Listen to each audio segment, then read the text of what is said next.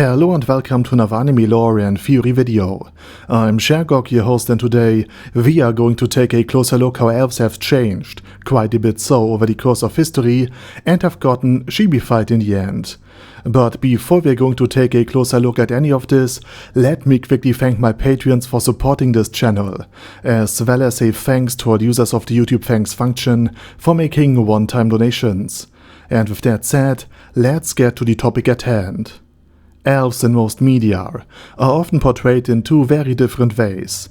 Sometimes they are small and mischievous, sometimes they are the embodiment of pure good, like in The Lord of the Rings, at least as long as it doesn't involve dwarves, and sometimes most elves are decent or at least neutral.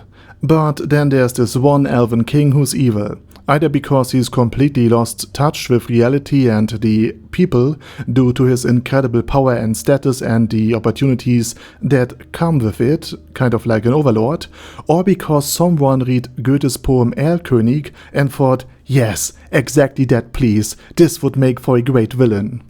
But in mythology, elves weren't always these mostly good, PR-polished beings. Like I discussed in my last video, elves, fairies, and similar ghostly spirits of nature were indeed nature spirits. And nature back then wasn't a place where you went hiking. It wasn't meadows full of flowers or something generally associated with purely positive qualities like today.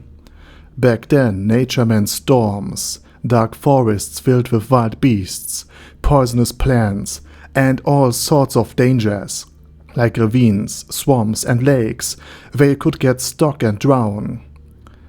And there were plenty of threats. And people back then still experienced this duality firsthand. And fairies and elves, as nature spirits, represented that contrast, beauty and grace on the one hand, trickery and danger on the other. One that could cost the life of people. In early centuries, elves would abduct children, like the Erlkönig does, cause crop failures and spread disease, just to revel in the suffering of humans. They were nature spirits outside of anyone's control, fickle, temperamental, but also graceful and enchanting, giving and taking at their leisure. In other words, traditional elves had a lot more in common with Calypso from Pirates of the Caribbean than with cute little helpers.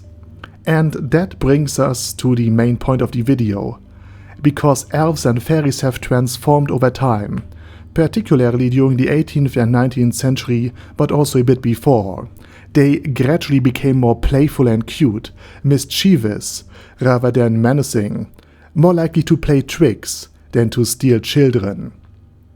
They were aestheticized. What once was an alp, a nightmare demon sitting on the chest of sleeping people, causing torment and sleep paralysis, not to mention that the horse from Berserk is somehow also there, became a sweet little fairy, who purely coincidentally now happened to live in magical mushrooms. Even though it sounds like some fantasy author self-medicated their psychological issues away with magic mushrooms, the idea of elves and fairies clearly evolved. They became smaller, tamer, and cuter, basically the Chibi version of the original elf archetype. And to make a comparison that my audience will probably get, elves then versus elves now is kind of like Roman history in an academic context versus the Centurii comics.